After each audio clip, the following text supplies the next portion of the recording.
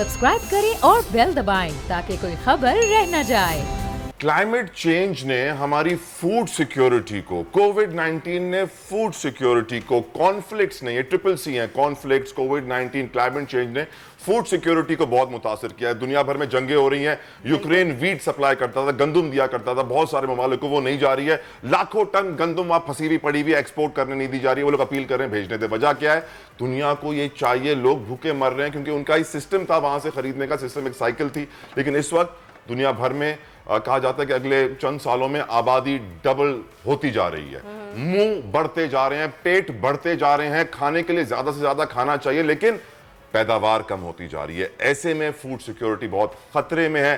क्या वाकई ऐसा है? सेगमेंट उतार चढ़ाव में राइट। और यकीनन सिचुएशन हमेशा सीरियस इस वक्त इसलिए है क्योंकि मैं आपको बताऊं कि हम लोग गंदम एक्सपोर्ट किया करते थे, लेकिन इकोनॉमिक कोऑर्डिनेशन कमेटी का वीकेंड पे इजलास हुआ है फहीम, और उन्होंने क्या अप्रूवल दिया है? उन्होंने अप्रूवल दिया है कि 2 लाख टन यूरिया इंपोर्ट किया जाए, और तकरीबन गंदम के लिए कहा है कि 3 मिलियन टन यानी 30 लाख टन गंदम मंगवाई जाए। मेरा सवाल यह है कि हम तो हमेशा से एग्रीकल्चर कंट्री थे, ऐसा ही है। हम तो अपनी खपत के लिए भी पैदा करते थे, एक्सपोर्ट के लिए भी करते थे, लेकिन हालात ये हो गए हैं कि पैदावार, जिस तरह हमने प्रोग्राम में पहले कहा, दुनिया में कम होती जा रही है, जिसकी वजह से जब डॉलर का रेट अच्छा लग रहा होता है तो लोग, हमारे फार्मर्स कहते हैं, मैं क्यों रुपए में बेचूं? जब डॉलर पे मुझे इतना अच्छा रेट मिल रहा है तो मैं क्यों ना पैसे की खातिर ये गंदम, ये मकई बाहर भेज दूं और अपने पाकिस्तानियों को, अपने मुल्क की जरूरत को, अपने मुल्क की डिमांड को इग्नोर करते हुए यहां पर क्राइसिस क्रिएट होने दूं। इस वक्त हमारे साथ मौजूद हैं मुजम्मिल चैपल साहब, आप हैं सीरियल एसोसिएशन के चेयरमैन। मुजम्मिल साहब, thank you so very much,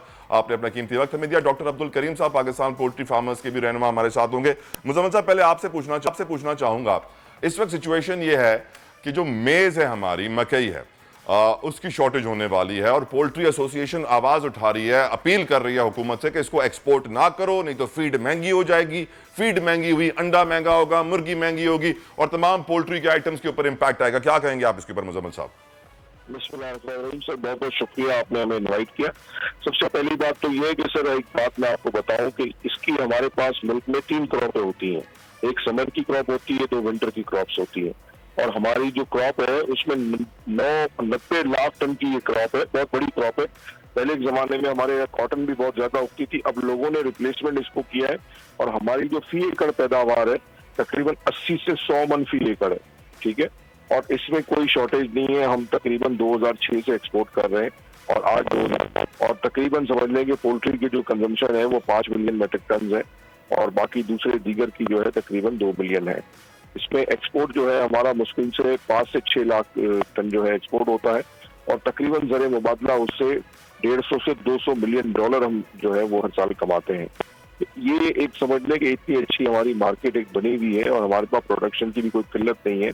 आप समझ लें कि पिछले कोई 1 हफ्ते से माल जो है वहाँ पे आ रहा है गल्ला मंडियों में, किसी जगह 20,000 बैग, किसी जगह 30,000 बैग। ओवरऑल अगर आप देखें तो तकरीबन 2.5 से 3 लाख बैग पूरे पाकिस्तान में इस वक्त अराइवल आ रही है, और इस वक्त काम चल रहा है। और अल्हम्दुलिल्लाह मैं आपको ये यकीन दिलाता हूँ कि हमारे यहाँ कोई शॉर्टेज नहीं है। इंटरनेशनल मार्केट का जो प्राइसेस है वो इस वक्त हाई है, तो इस वजह से थोड़ा सा जो है प्राइजेस हमारे यहाँ भी जमींदारों को मिलनी चाहिए ताकि वो ज्यादा से ज्यादा लगाएं।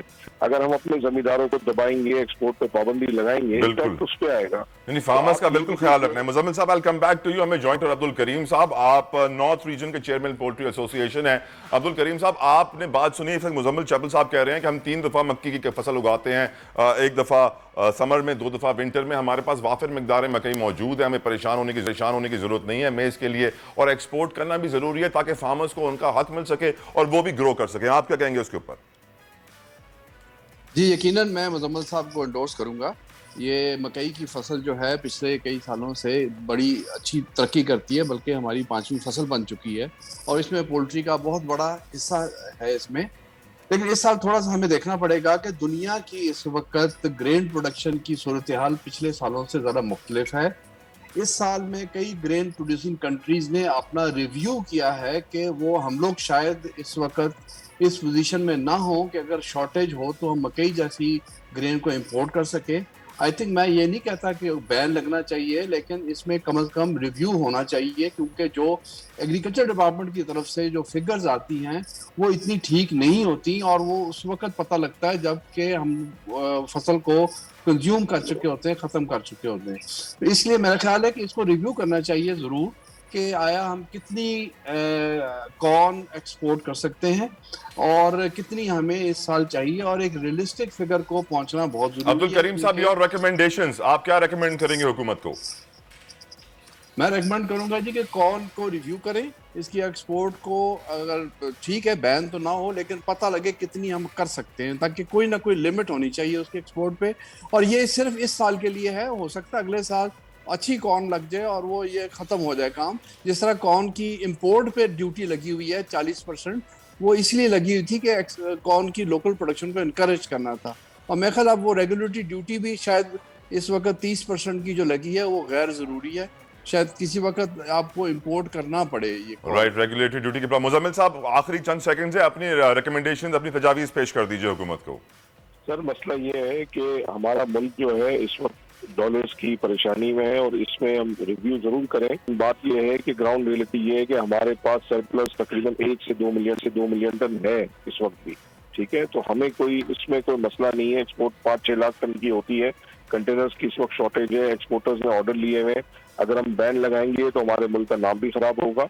और इस वक्त हम जो ऑन ग्राउंड देख रहे हैं, माशाल्लाह हमारे पास अच्छा खासा माल आ रहा है और इस वक्त पोल्ट्री वाले माल नहीं ले रहे हैं, एक्सपोर्टर्स ले रहे हैं। मैं चाहता हूँ कि इसको चलने दें, काम को चलने दें और रिव्यू भी करें, काम को चलने दें। मुजम्मिल चैपल साहब, सीरियल एसोसिएशन के चेयरमैन है, आपका बहुत बहुत शुक्रिया। साथ साथ अब्दुल करीम साहब, north region chairman poultry association, हमारे साथ मौजूद थे। रहते मक्की के फसल को और यकीनन मेज की जो सूरत हाल है बर्दा और फहीम आपने सुना, बल्कि हमारे पास ये फसल वाफिर मिकदार में, लेकिन साथ साथ एक और प्रॉब्लम भी है, किसानों के पास पानी नहीं है आजकल। अगर पानी नहीं होगा तो मक्की भी नहीं होगी, गन्ना भी नहीं होगा, बिल्कुल ऐसा ही तरह जैसा कि आपने सिंध में मिसाल सुन रखी होगी कि एक जरदारी सब पर भारी। तो उन लोगों के लिए ये सवाल बनता है जो इस वक्त बिना पानी के सिंध में मौजूद हैं।